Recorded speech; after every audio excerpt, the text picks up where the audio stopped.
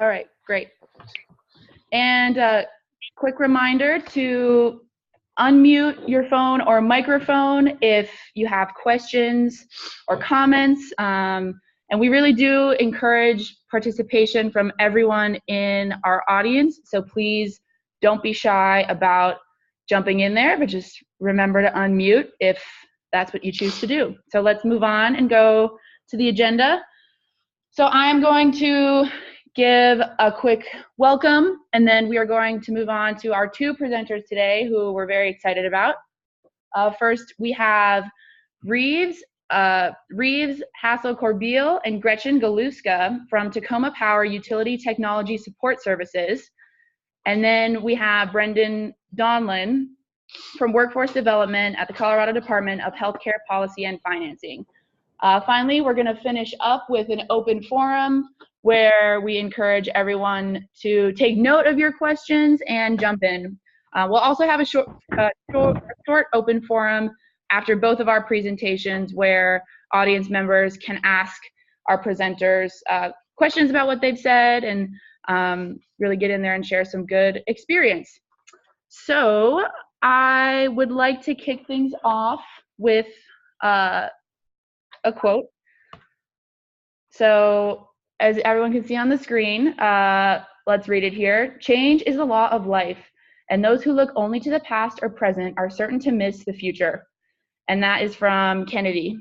So I think what Kennedy was really trying to say here is that we can't overlook that transition state of change that we as change management professionals deal with so often, and not always succeed, but also struggle through.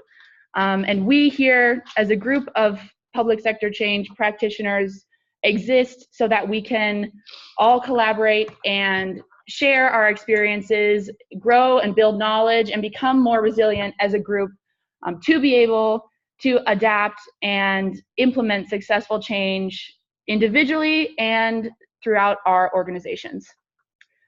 So in order to do that, we, like I said before, really encourage you to participate. The success of this group is really dependent on your participation as members. We encourage you to present, to share, jump in there and ask questions, and also provide feedback for these forums and what we are currently providing, because without you, our improvement stalls. So please, your voice is very valued and we need you to succeed. So without further ado, I invite Rives and Gretchen to begin their presentation. That's great. Thank you so much. And I am going to then take control of the screen, right? Yep, that'd be great. Forgot how to do it. Huh? Request. Oh, there it is. All right, looks good. Well, thank you so much. Hello, everyone. I'm Rives Hassell-Corbiell. You see there one of my roles is as the knowledge management lead. That includes training as well as behavioral change in a number of other ways. And Gretchen and I are going to be talking about that. Her major role right now is organization change management lead. This is something that came out as these roles occurred as a direct result of the project that we're going to tell you about in a moment. Which thing do I use? Should be this one. We're trying to find a button it worked during our practice and now I'm not finding it. Okay, how am I going to change the page? There you go, that looks good. Oh gosh, okay, got that. All right, this is an older version. Okay, what you can't see, because you probably have, like we have, pictures of everybody on the right-hand side, but we live in Tacoma, Washington, and the city of Tacoma has 214,000 people, population roughly, and we have 49 miles of shoreline of the Puget Sound. And just on Saturday, I found out it was a right whale that I saw. So we have a lovely shoreline with lots of life, and we have moderate temperatures. We occasionally get some temperatures below 20, like right now, but until last week it was up in the 70s and 60s, so it fluctuates. We never get extremely cold or extremely hot for very long.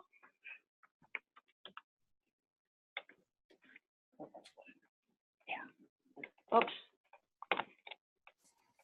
Okay, I will soon be diligent on this. Okay, the city of Tacoma has subdivisions, and we are owned by City of Tacoma, but our subdivision is Tacoma Public Utilities, of which there is water, rail, and power. We work for power, and within power, we work for utility technology services. And those technology services are rolled out to all of Tacoma Power utilities, and soon some of our programs will also be including the City of Tacoma. Okay, the project we're going to talk about is the Information Technology Service Management Tool. It's in the Sharewell product, but the purpose of it was to implement software to document, route, and assign requests for utility technology services. There was an awful lot of, okay, hovering over the black bar and doing what? Making it go away. Wrong thing. Okay, to assign requests for technology services, we wanted to reduce the number of drive-by requests we got, which was about 50% of how business was conducted. Whatever was put in writing or not put in writing, they expected the human beings to remember things they heard in the bathroom or in the cafeteria or in the hallways as people were passing and talked with them about it. So we wanted to improve our service delivery to our internal customers, but also document what it is we've been doing, how long it takes, who's involved, the resources required, and so forth.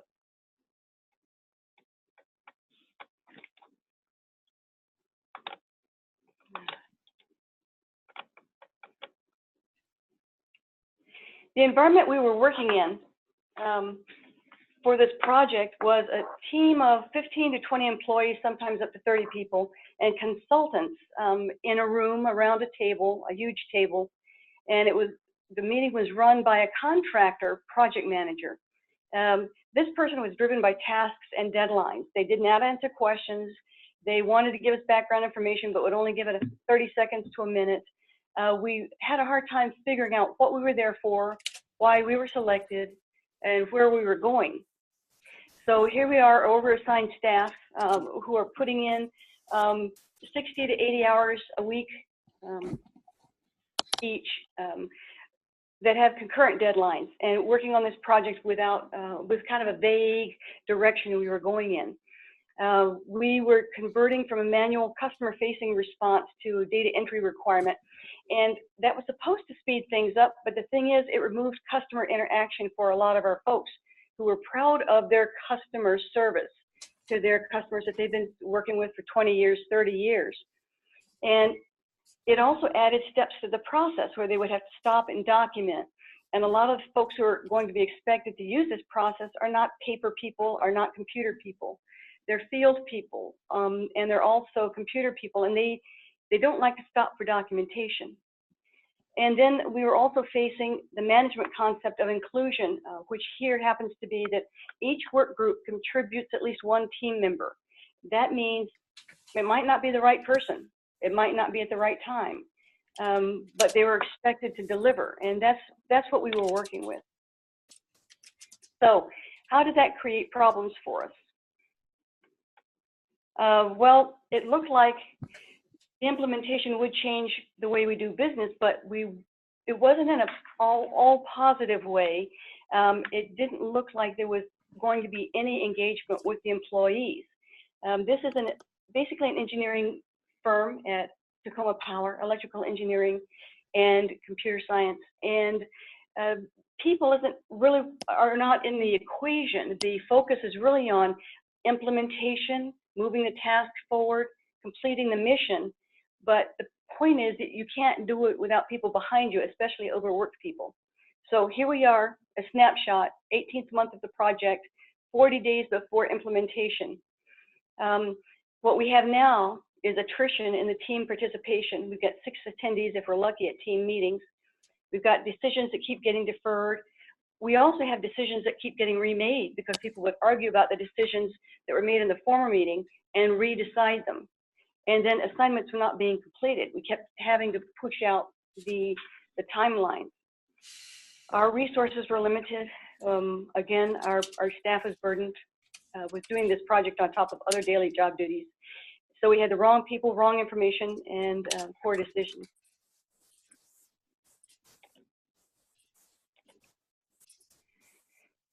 So I got sent to a change management class, ProSci, and it was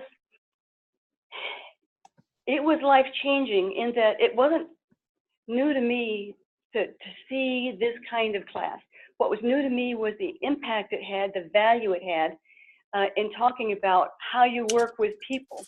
On the right-hand side, you may or may not be able to see the change management steps: awareness, desire, knowledge, ability to implement, and reinforcement.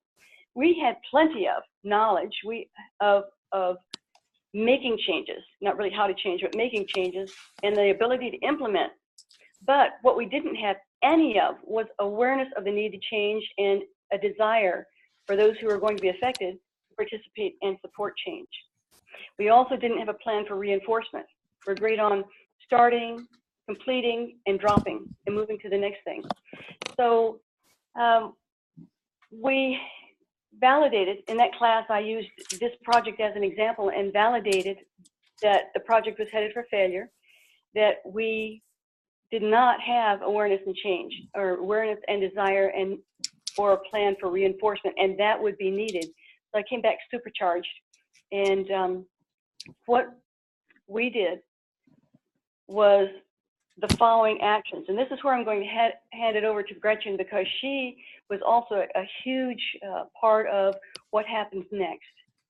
Great, thank you, Rives. Good morning, everyone. I'm Gretchen Galuska, and I was charged with being the organizational change management lead for this project. So I'm going to refer to organizational change management as OCM. And so what we really needed to do was figure out who our stakeholders were and how we were going to communicate with them. We're pretty good at process. Engineers usually have that down well, or we have a pretty defined process about how to do things.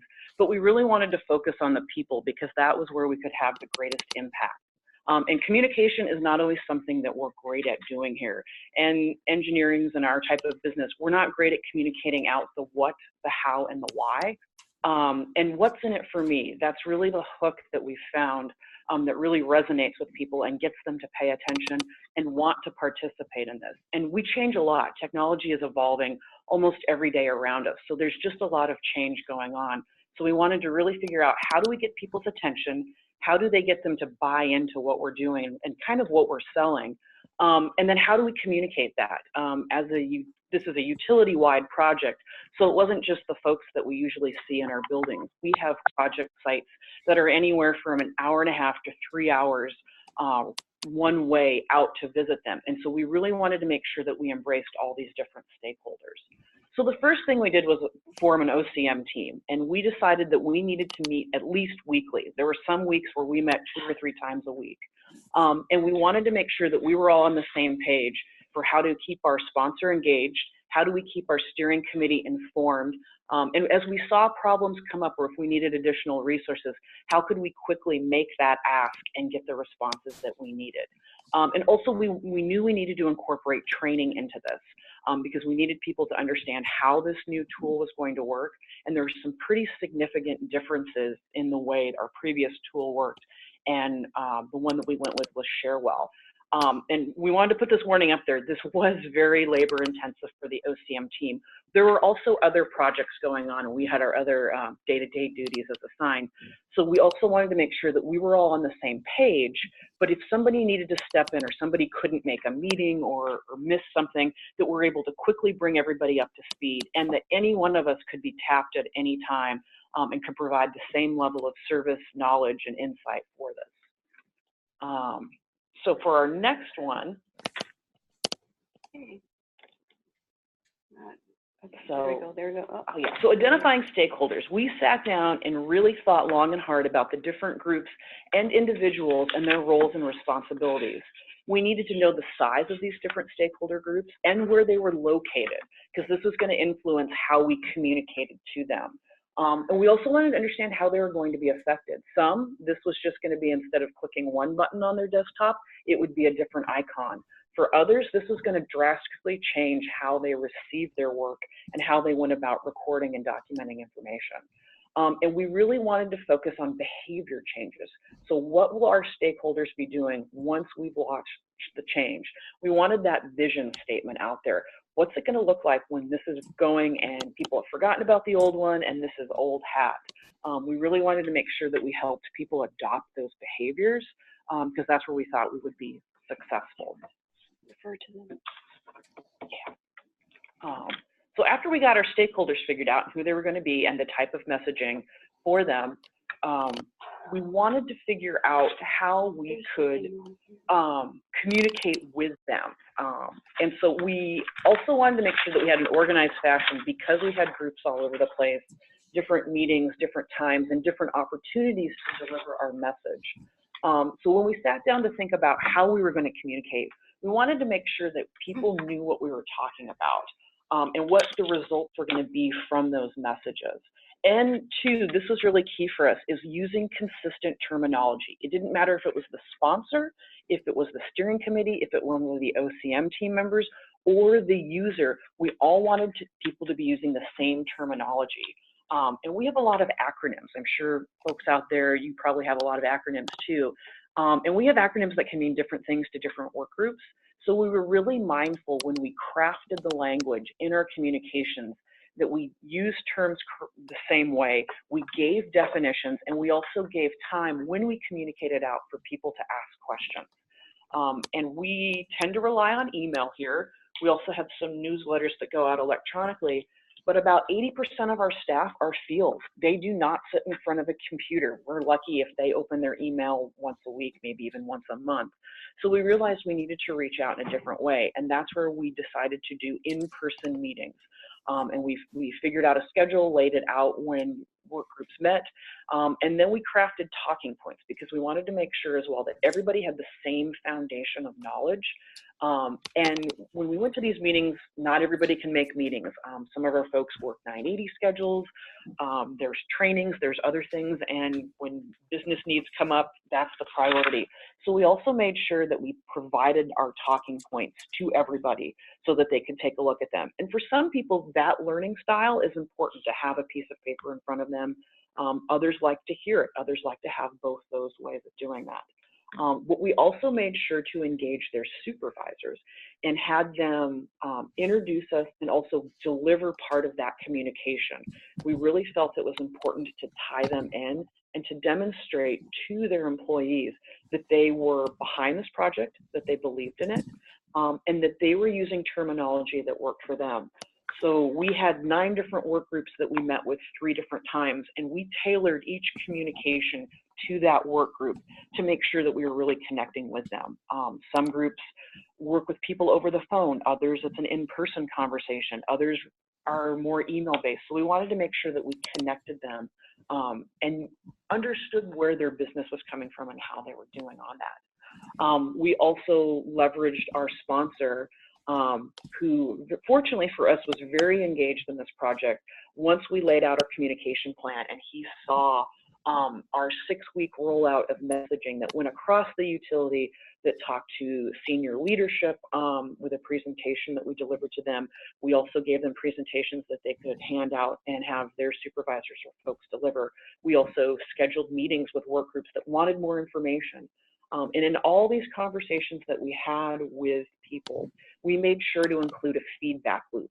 We designated an email account and a person that people would be introduced to and would know about, and could reach out and give us feedback. And then when we could, we incorporated as much of that feedback into what we were doing. And really that was a great way to figure out, you know what, we didn't think of something that's important to this group, or wow, that's a great thing to consider. If we can't do it now, we're definitely putting it on our log for something to come back to and figure out. So it was a hectic 40 days, but we were able to deliver the message out, connect with people. We even delivered some online training to additional users. We had workshops where people could drop in, ask questions, get on a computer, and we helped them go through the steps themselves. So we launched, and one of the pros is that the system users understood what they're doing and how to engage the service desk. We've been receiving feedback that people think it's great. They click on a button, they input a couple things, and off they go. And they have different ways that they can reach our service desk. One of the cons, and it was a con that we had identified, was that we needed to do more on the process development on the back end of kind of those procedures after a ticket is submitted. The stuff that our users don't see, that's an area of opportunity for us that we really need to sit down and delve into some of our processes and do some more process development and figure out how we can make it more efficient, simplify it, and utilize the new tool that we do have. These are just some needs, and we're continuing to work on these and address them. We're a utility that's been around for a while and kind of gotten the habit of, well, you know, Joe knows how to do this, or Susie Snowflake, she's the person to ask. But we're really starting to work on documenting what we do and making sure all that great information and institutional knowledge isn't in one person's head and that we're getting it down on paper, because we are starting to see a lot of folks who are starting to retire or move on to different opportunities. And so we want to make sure that we capture this information going forward. So with that, if there are any questions, Rives and I included some of our charts and paperwork. That was one thing that we wanted to make sure that we were able to document what we were doing so folks could see the effort, because we see this as really delving out into other projects. And because of the success of this project and the OCM efforts, we are utilizing OCM efforts in other projects and using the spreadsheets and tracking forms just so people can see really, truly, one, the amount of work that goes into it, but two, the benefit of making this commitment of time and resources and how it can improve projects that we have currently in play. I'd like to add that when we decided to get a group together, this group of 5, we wanted to see the project succeed. We put a lot of time into it, and we wanted to try to save it from burning to death before it became active even. So from all of the good things that occurred as a result of this huge effort to make contact with individuals, engage the supervisors as supporters, that returned a great deal to us, because just a few months later, the organization decided to take us out of the roles we were in a different department in compliance and put us into a new organization in which our roles that we held or took upon ourselves in that project were expanded and then made official, so that now organization change management is a part of the culture, or it's becoming a part of the culture. It's been endorsed by the managers, and we were just really lucky there. But that's something that happened organically and that we just couldn't let go, and we were very fortunate that it was recognized. Any questions? Great. Well, thank you so much for that great presentation. Like they said, I encourage anyone to jump in now with questions. Feel free to unmute yourself and ask those, or you can submit them on the chat bar and Shay will read those out loud and we can discuss as a group. And one more quick reminder, if you aren't speaking, please do mute your microphone. We have a little bit of feedback coming in. So yeah, I hear somebody typing.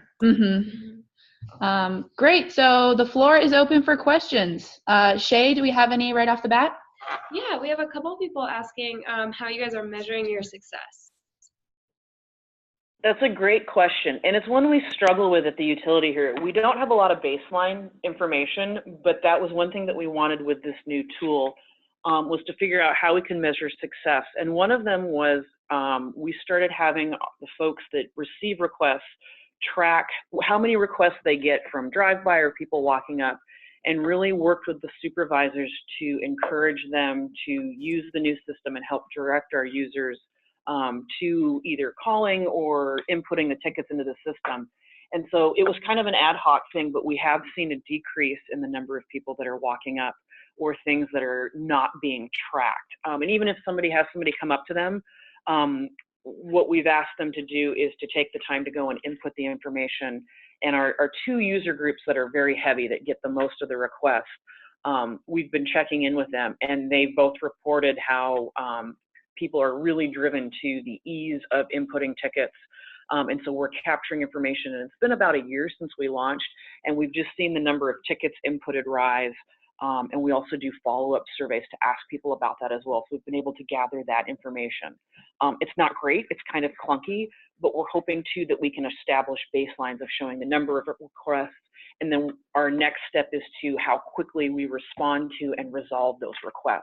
The next part of this project is to establish those service level agreements and figure out what's an appropriate response for different kind of incidents out there. Great, thank you. Do we have any questions on the line?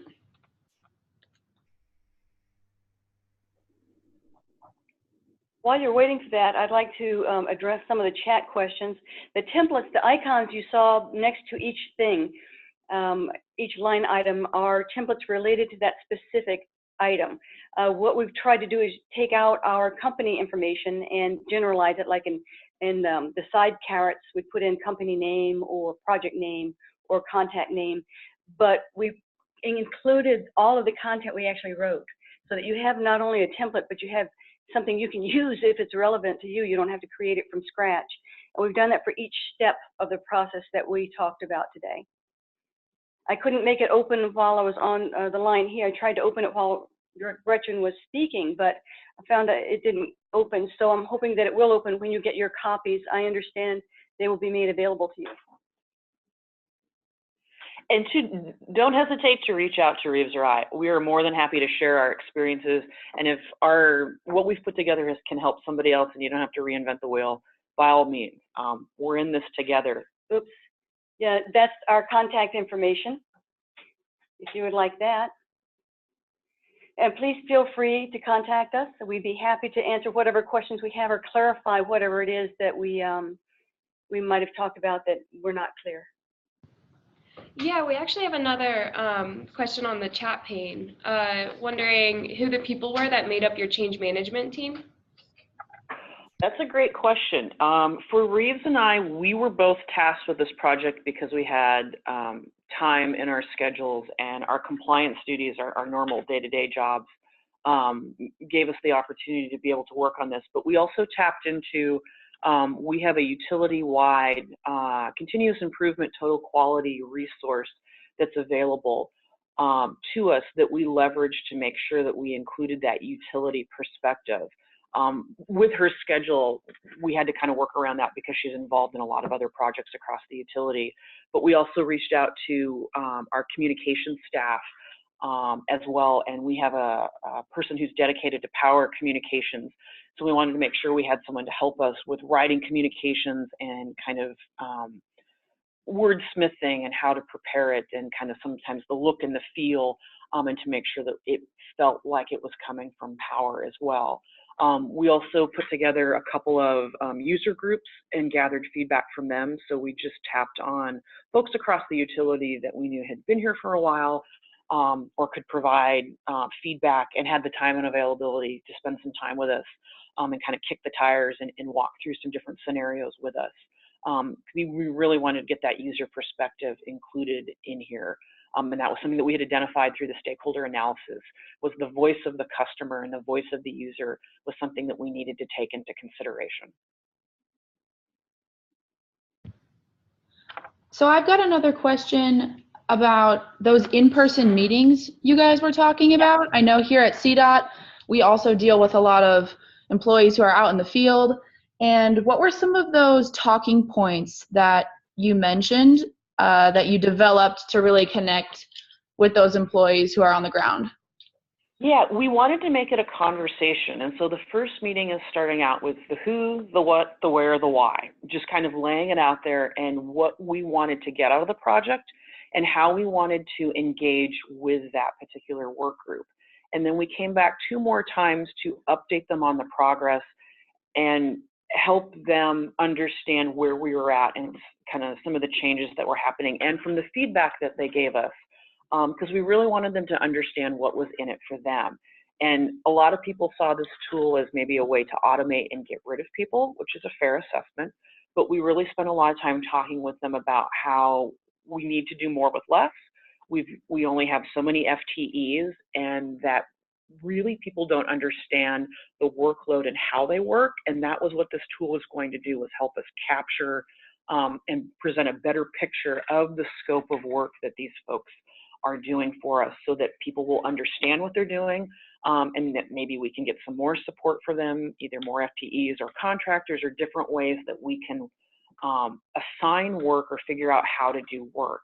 And once they understood that part of it, we got a lot of great feedback from folks about, well, what about this? Or did you consider this? Or I have this particular customer that engages me at this time or in this way. How can we work with that? And we really let them know that this is something that is not going to be perfect when we rolled it out. It was going to change, and it's meant to change. And that we just needed their feedback and input and guidance, and that once it was launched, this wasn't going to be the end. We were going to continue to come back and figure out how we can make this tool better. We're hoping that it will be easier to document what we're doing, so then when they do need to go out there and do some of this stuff, it's easier to find stuff. And that with switching people off or having to add people to crews, or we have seen a lot of retirements in the last 2 years with this group too. How do we make sure the work continues to get done, the power stays on, the water stays flowing, and the rail keeps moving for us? Those are our main goals.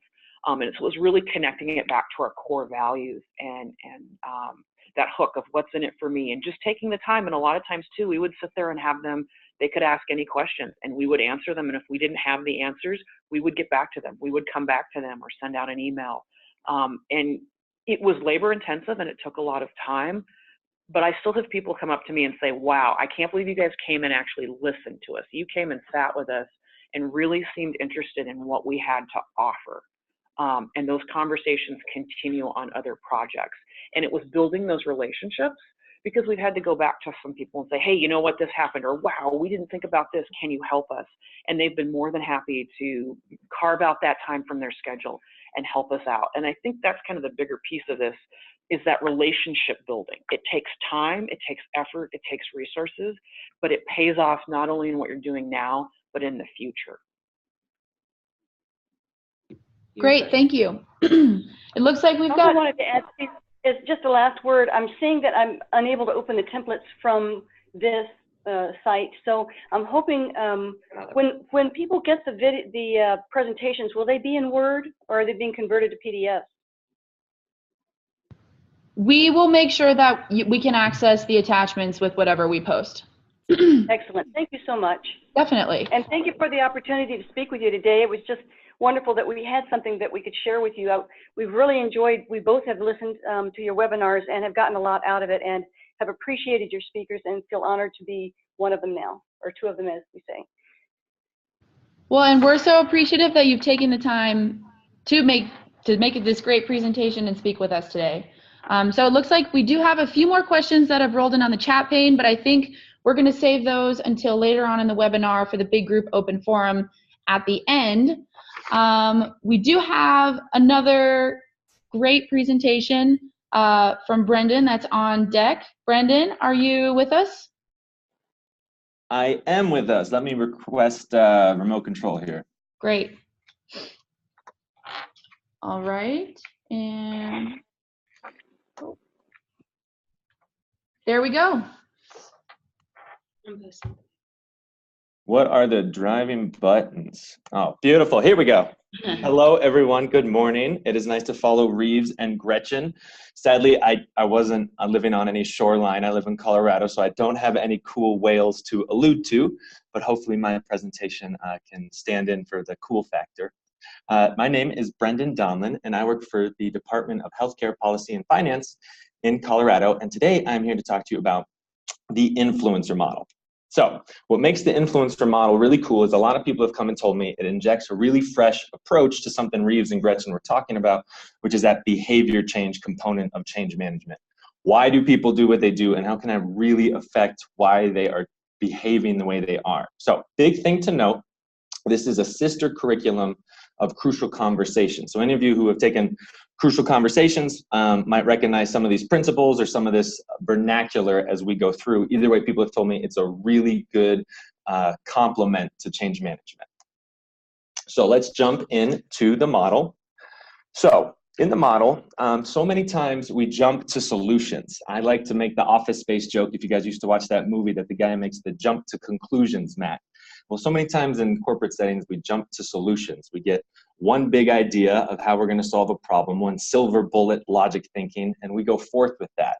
And so many times we don't have a really sound foundation to what we're doing. We just go forth with our one great idea that most of the time we spent under an hour thinking about. So with that in mind, we try to build a strong foundation from the bottom up. So in a weird way, the bottom in this model is on the right, the clarify measurable results. So we're going to start on the right and go to the left and then back again. So on the right, you see the clarify measurable results. And the big thing to call out with that, is so many of you are familiar with it, with your change management history, is that we need to create SMART goals, goals that are specific, measurable, attainable, relevant, and time-bound.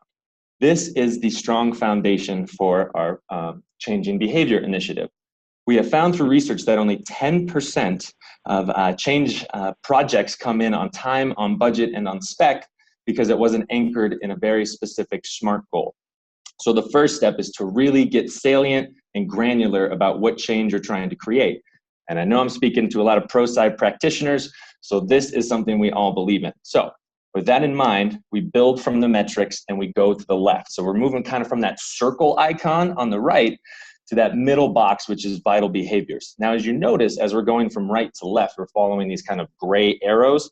In tiny, tiny font inside those gray arrows, it says diagnose. The point is, when we're diagnosing from right to left, the idea is, again, not to jump to the solution and employ our quick fix thought. It's to really understand why people are behaving the way they are.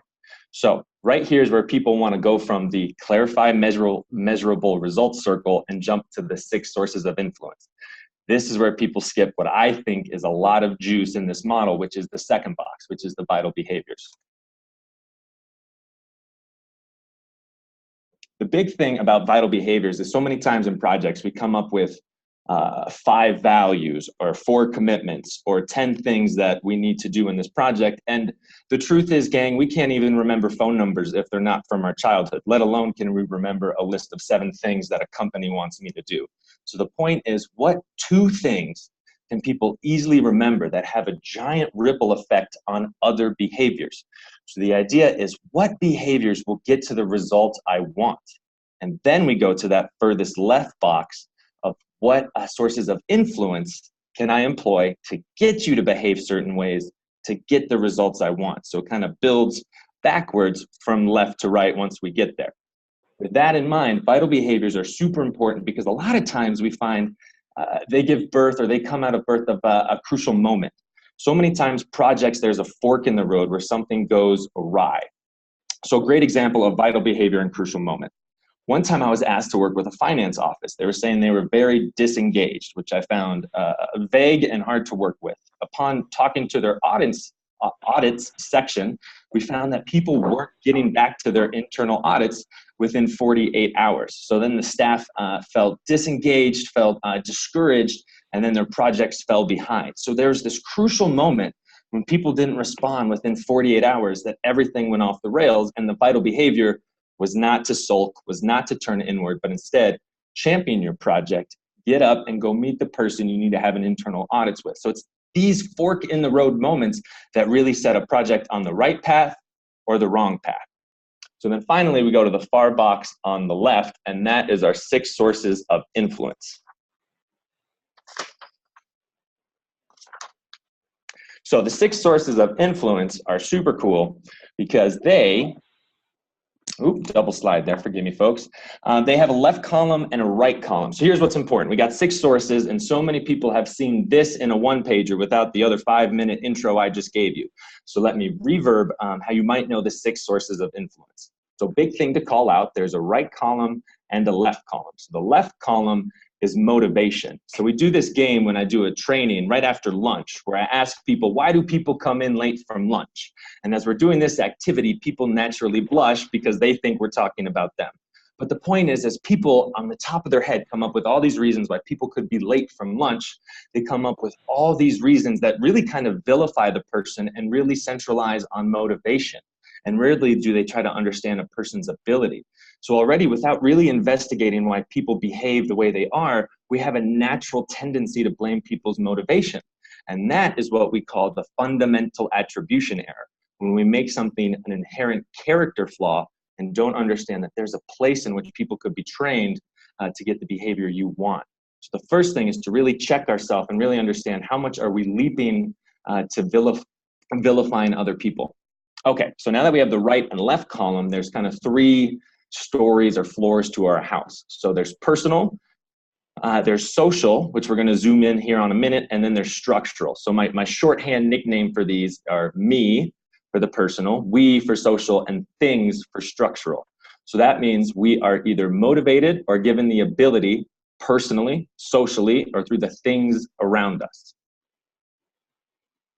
Now, Harvard Business Review took this model and found that if you employ 4 to 6 of the sources to get your vital behavior, to get your clarified measurable results, your likeliness of success goes up tenfold. So there's a 10 times increase in likelihood of success if you can employ at least 4 of these boxes when trying to influence behavior change in your change initiative.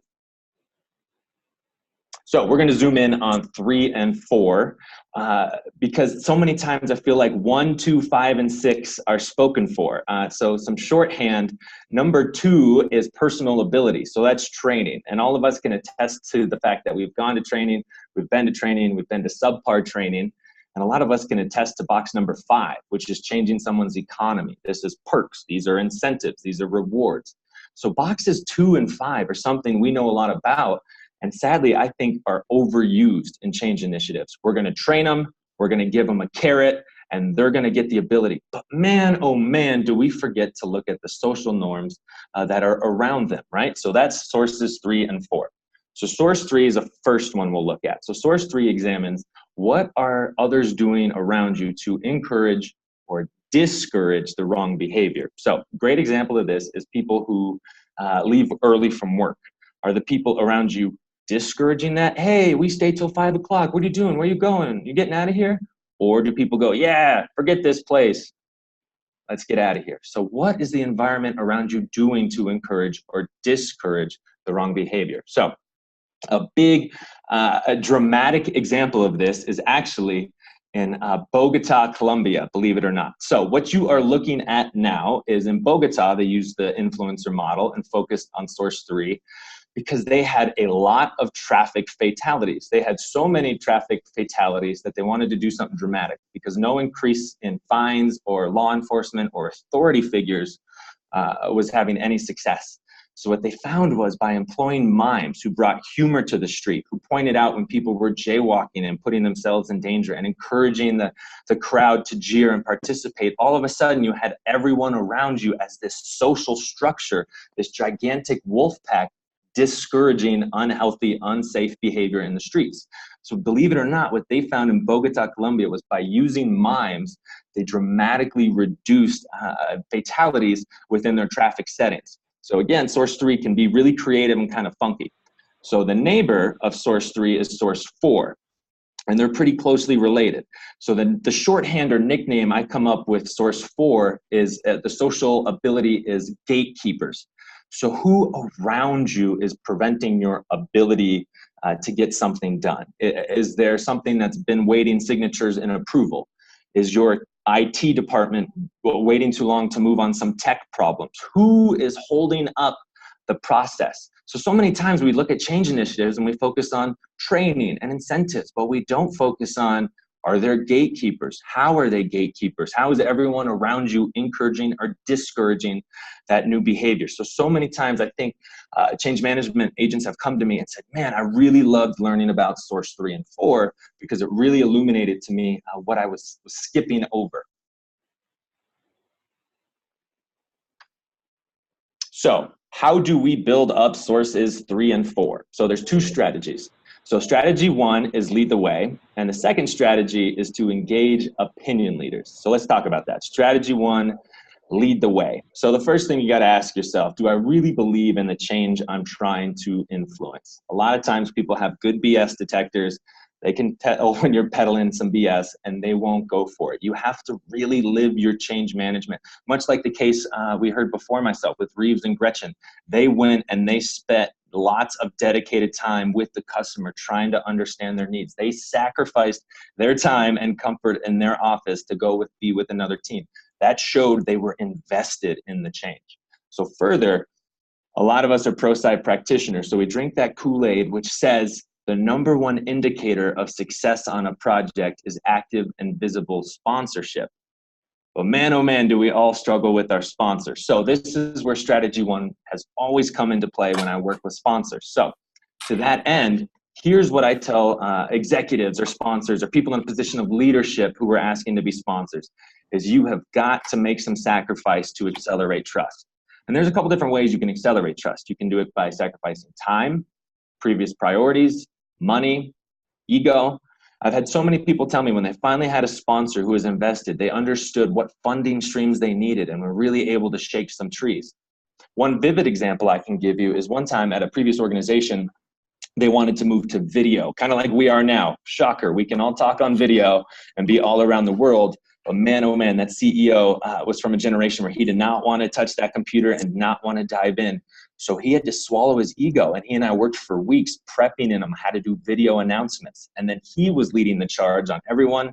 We're going to move more to video as we work in different places. And he had weekly video messages. So instead of just doing the old sponsor thing of, I'll come to the kickoff meeting and I'll send a really good email to everyone, he flipped the script and said, I will lead by example. I will sacrifice my ego. I will learn how to do this. And by doing so, I'm going to lead the way. All right, so back to the second strategy of how do we get sources 3 and 4 going. So this is the juice coming up. This is the nectar. If I were to boil all of Influencer down into some cliff notes, the number 1 cliff note would be engage opinion leaders. So let's talk about what that means. Opinion leaders are a tactic to manage your resistance, multiply your change effort. They can be used as messengers, and for those of you who know pro-sci, they can help with any B1s, B2s, or B3s that you identify when you do kind of your hierarchical scan of change resistance. So here's what we know when you go out recruiting people to be part of your change initiative, because many of us, I imagine, aren't part of a Herculean change management team. We are often asking for help. So here's what I can tell you.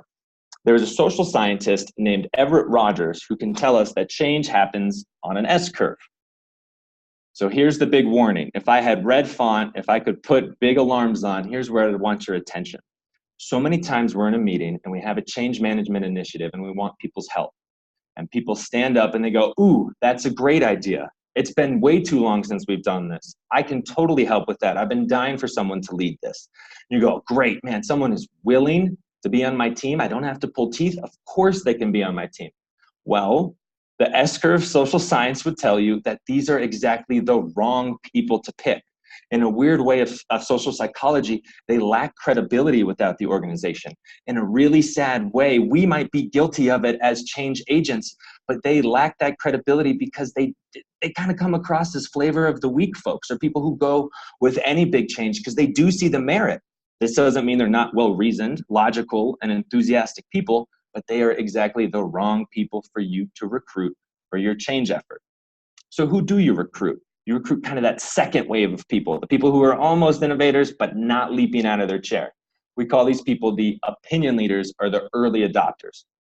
Also, well-reasoned, maybe a little less enthusiastic, but the huge pivotal difference with opinion leaders is they have a wealth of social capital within your organization.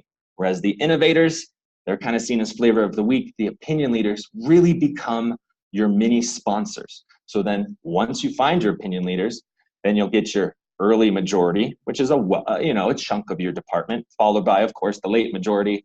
And then the people that we should always focus on last is the laggards. So how do we zoom in on these opinion leaders, these early adopters? How do we get them to be our mini sponsors? Well, The great thing is you get a lot of people by having them. How do I find them exactly, though, Brendan, is a question I get often.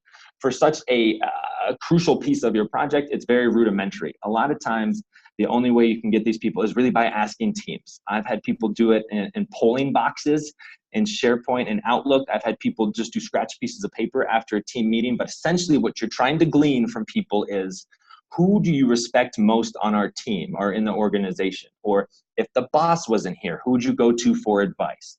I've had people ask the team, if this person wasn't on the project, it would make it more likely doomed than if any other person weren't there. Really trying to understand, who's this MVP in people's eyes? So it's really rudimentary, but a lot of people have told me they have success simply by scanning an org chart, doing simple polling. There are ways you can find your opinion leaders. What do you do once you find them? You ask them, based on their personality, to be a teacher, to be a coach, to be an advocate, and most of the time, to be feedback roles. As we heard in our previous presentation with Rives and Gretchen, they gave feedback on how they wanted the interface to operate. You have to have these change agents, these mini opinion leaders throughout the organization to understand how you need to craft and change midstream your project. So, we blitzed through this, guys, but I am open for questions here. So what we learned from opinion leaders is that there are they are the people that you want most. They're your mini sponsors. And you can't recruit the people who leap out of their chair first. And the sad part is we might be the most guilty of those type of people at our organization because we're innovators and we want to help our organization. So remember, the two strategies for leading social change, that's source 3 and 4, so we start looking at the social norms within our company, are to lead the way and to find opinion leaders. Questions for the group? Thank you so much for that presentation, Brendan. And as you said, the floor is open, so please let's get some questions in on the chat pane, or feel free to unmute yourself and ask the group. Yeah, here we go.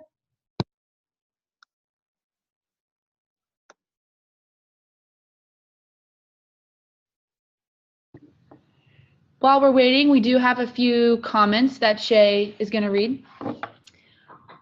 So from Kurt to the group, he says, the Shingo model comes to mind here.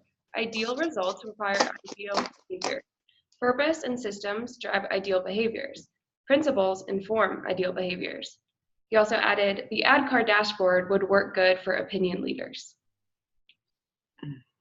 Kurt, do you want to jump in and expand on that connection at all? Good morning. Can you hear me okay? Yeah, we can. Yes, Kurt. Super. I just mentioned the ad card dashboard only in that, for me anyway, it's been a great tool to get people's opinions and feedback either anonymously or through their own time. And the comment sections in there allow them to give their opinions on what they think. Either the awareness, desire, knowledgeability piece, whatever is bothering them. I think that in some cases, when you get face-to-face with them, well, a lot of people let it all out. The dashboard, being able to fill that out on your own time, kind of opens them up a little bit more. So you can customize that with whatever questions you want for each one, obviously. And so I just tossed that out there. Just came to mind when you're talking about identifying and engaging those B1s through B3s. Totally, love it, Kurt. Yeah, there's quite a Venn diagram, right? When you try to line up those ideal behaviors to your ultimate goal. So I actually will use the ad card dashboard more. So thank you, Kurt. Very cool.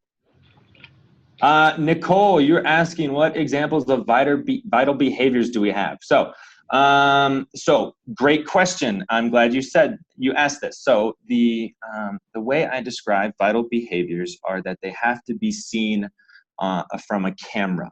So many times we get vague with our behaviors. We say we're going to be accountable, we're going to be engaged, and this means different things to different people. So I explain vital behaviors as something that can be caught on camera.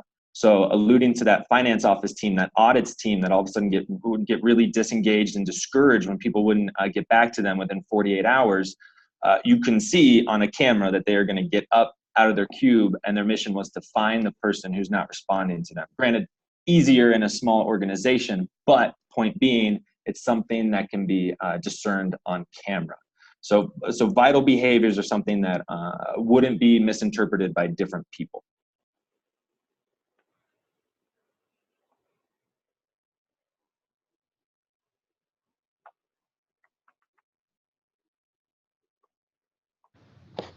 So I do have a question, Brandon.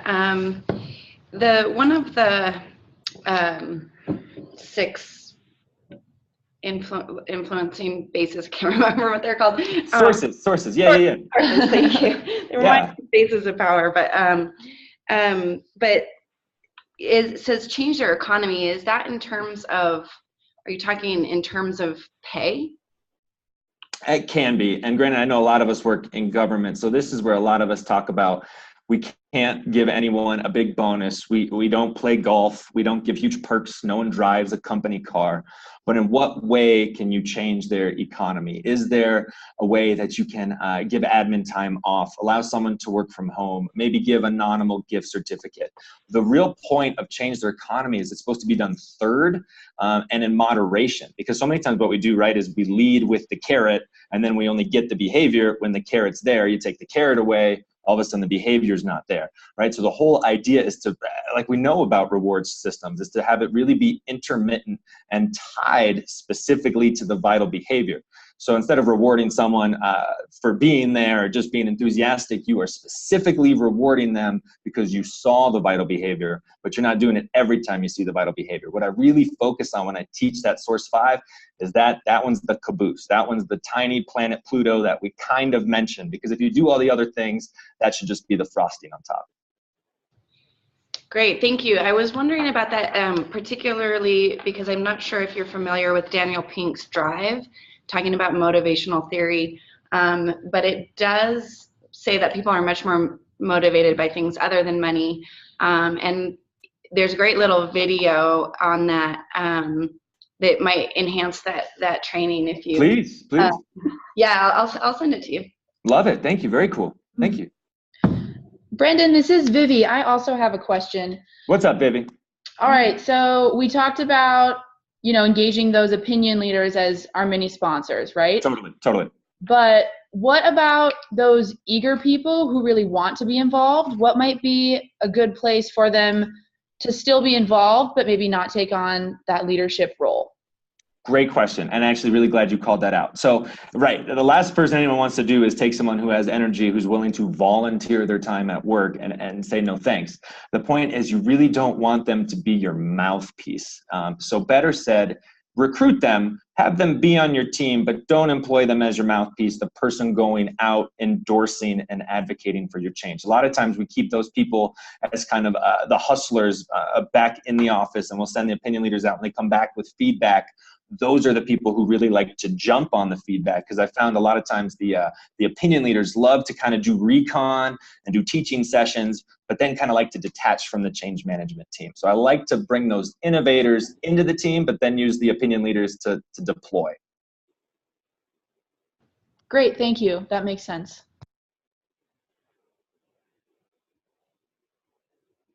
Yeah. Anything else on the line from people? We want everyone to jump in and ask Brendan here if they've got any specific questions.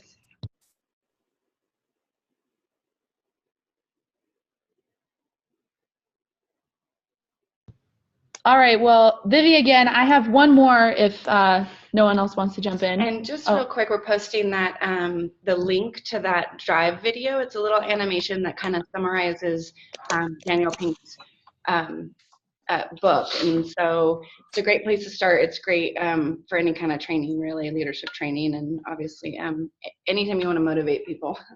Love it, which we have to do often. Yes, exactly.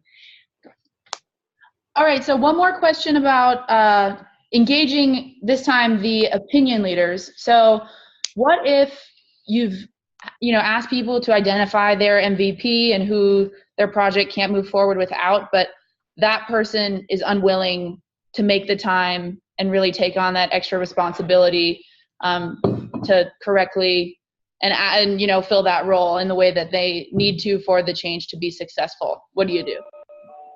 Totally fair. Sometimes the MVPs, as we know, sometimes they themselves are an opinion leader, but sometimes have so much disdain for the organization, they're not the best person to piggyback. But a lot of times what I do, if the person's kind of on the fence and they're not a total Scrooge to be time of the year, is I have found that creating a mutual purpose with them is usually the best approach. What commonality thing do we have? What mutual reinforcing activity can we both glean and gain from this activity? So a lot of times I try to find that common ground of help me help you kind of a vibe, but more often than not you'd be stunned that they are more than willing to help in whatever capacity their personality wants to. I would say 1 in every 5 is just a total curmudgeon, but most of the time 4 to 5 really are more than willing to help. Great, thank you. We have one more comment on the chat from Andrea. It says, it would seem to me if you make that clear up front to your eager people, they would be okay with that. They could also be helpful with the feedback loop.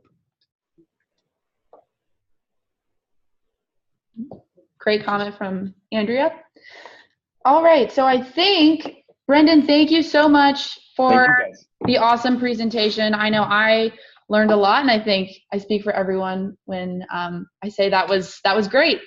So now I think we are going to move to the open forum. Again, if you have any additional questions for Brendan, I know he's going to stay on the line, as well as questions for Rives and Gretchen. I think we're going to loop back on some of the ones that we were not able to get to in the 10-minute session after their presentation. So again, floor is open, and I encourage everyone to jump in and share any thoughts or questions they have for our presenters.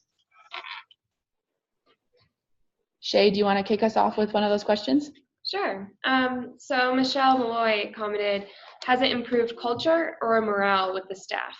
And is that for Gretchen? For Gretchen, yeah. Yeah. Can you repeat that question? You guys cut out a little bit. Sorry about that. Oh yeah, of course. It was, how has it improved culture and morale with staff?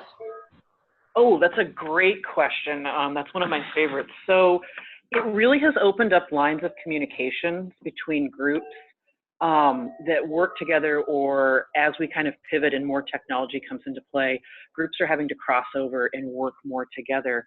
But it also helps strengthen the relationship between kind of the folks out in the field, or we call them the day-to-day folks, and their supervisors, and also getting some insight into management and seeing some of those connections between our strategic values that are placed on our wall and that are based on our goals and stuff, but really helping people feel like they're a part of it and not that they're just being drug along or being told to do something.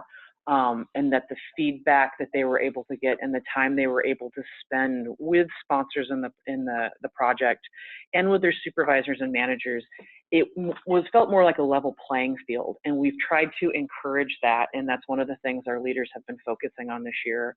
And that we've been getting a lot of leadership training around is how do we work together and how do we break down a lot of those silos that have been around for a while. And so morale has also, people are more engaged. They want to figure out solutions, and that's kind of how we presented it, is how do we figure out how to do this better, more efficiently? How do we decrease the amount of time you spend in front of your screen and out there doing the stuff that you want to be doing? And one of the other kind of carrots we used, or points we made, is, if we can take care of the paperwork and some of the minor stuff, we can really start focusing on that bigger stuff.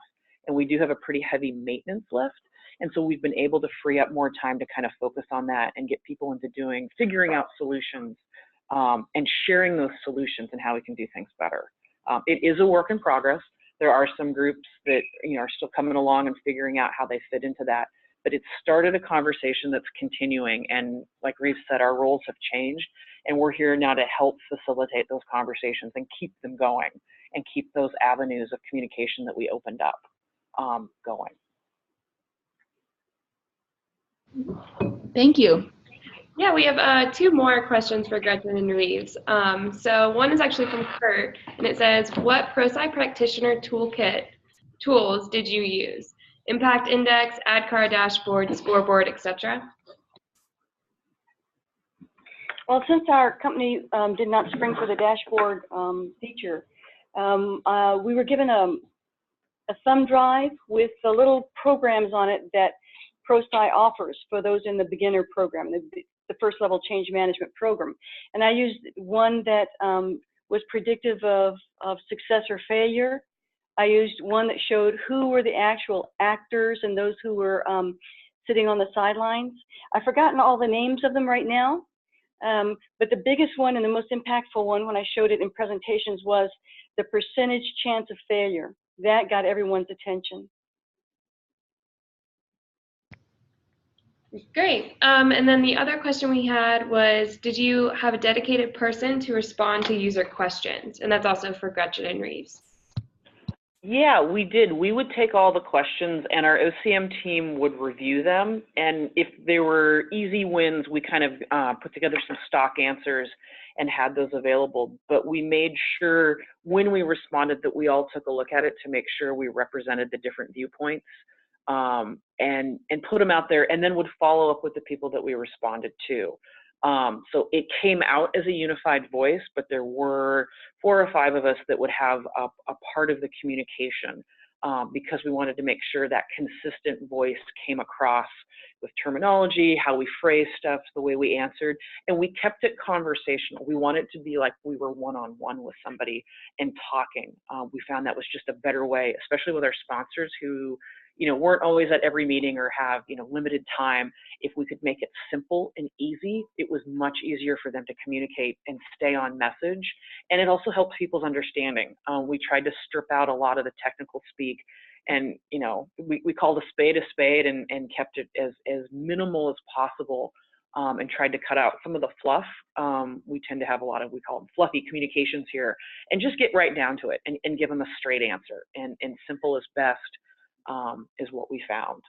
And this is Rives. We also put it in writing in a bullet point format, and you'll see an example of that when you go into the, let's say, the supervisor's checklist. And we looked at those and we memorized it. Basically, we said it over and over to each other.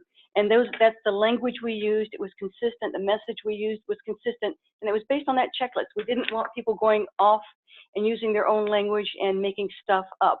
We wanted our audience to hear a consistent message from all of the people who were opinion creators or influencers. Oh, actually, okay, great. Thank you for that. Your real life examples are so helpful, and it made me want to ask you, Brandon, have you used this influencer model in your workplace, and can you give us a quick example of how that worked? Yeah, we have used it.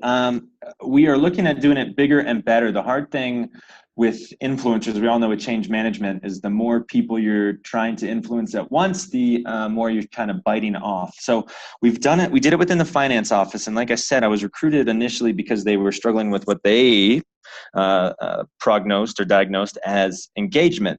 But a lot of times engagement was only the byproduct of a lot of times accountability issues. So in each different team, there was different accountability issues that were kind of bubbling up. So within that office, or what we call, department, because we are a department, within about 90 people separated amongst 6 bigger teams, we focused on accountability initiatives in each one of them. We haven't done anything department-wide yet.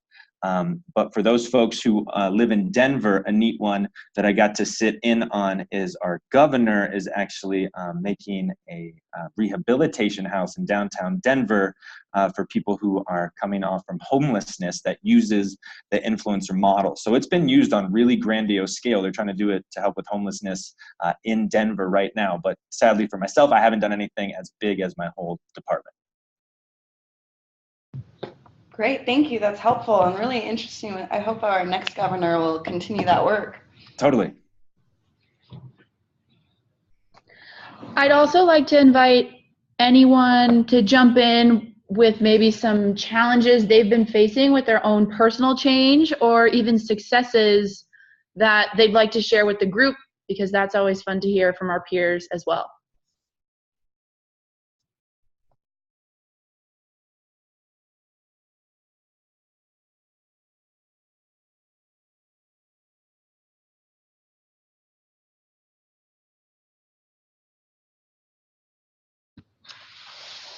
All right, well, we'll kind of let you guys simmer on that a little bit. We want to really emphasize that the idea of a community of practice, while we have this structure, and we we provide this content, we're trying to create some consistency around our ability to get together.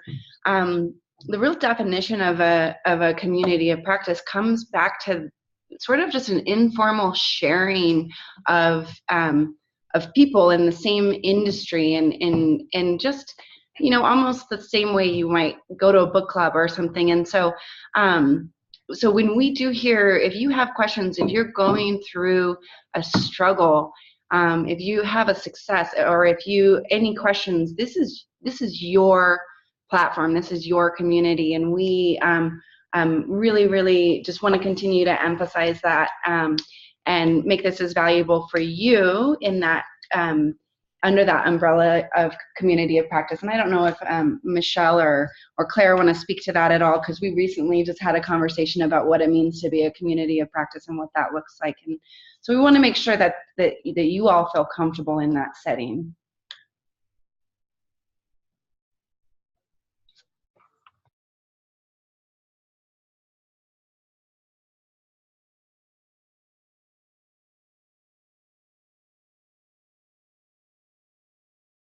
Start closing. All right, so while we are waiting here for any thoughts from our great audience to come in, I'm going to run through a quick overview of just some announcements that we wanted to share with the group before we wrap up. So first, as we mentioned at our last meeting, we sent out a survey to decide what we want our logo to be. And after collecting feedback from everyone who answered, this is what we have decided on for our PSCP logo. Looks great. Nice little plant with the arrow moving Claire forward. So thank you, Claire. Yeah, thanks, Claire, for making that. And so we're going to start to brand some of our things with this logo. So keep your eyes peeled and look forward to seeing this around. We also wanted to reiterate one more time how we do have this great PSCP website that is now up and live. And on the website, we are housing recordings of all of our PSCP webinars, copies of the slide decks that our presenters use, as well as resources that are submitted from our members that they want shared with the entire group. So this is really a great wealth of knowledge for everyone to use and access, and please do contribute, because we do want to grow the content that we have on here. And like we mentioned earlier in the webinar, we rely on all of you to really grow that wealth of knowledge. Yeah, and I just want to say on this one, I think the easiest thing to do is just bookmark it, because it is a Google site, so sometimes it's hard to get to the website if you're just trying to figure out where that link was or whatever. So go ahead and bookmark it, share it with other people in the practice, because I know that we also get a lot of people who are saying, so-and-so was at your last webinar, they turned me on to this, thank you, can we be part of your distribution list? We love that. We love growing this community. And now it's super easy for them just to go on this website and they can add themselves to the distribution list, and we can make sure that they're informed when our events come up, as well as the live calendar. You can go on the calendar, you can see our upcoming webinars, bi-monthly webinars. You can post things there too. So feel free to do that. You can copy those events onto your own calendar. So it really streamlines the process and helps us make sure that you're getting the information that you need. So please take advantage of that. Definitely. And Shay, do we have any comments or questions rolling in from the audience? No, not so far. Great. All right. So unless anyone jumps in here at the last minute, I do want to thank everyone for their time today, especially our presenters for delivering some great presentations. Really good stuff. I know I learned a lot and really enjoyed myself. So we'll give you back 15 minutes, and we look forward to seeing everyone in January. Great, and I hope everyone has a great rest of their day. Thank you, Vivi. Bye.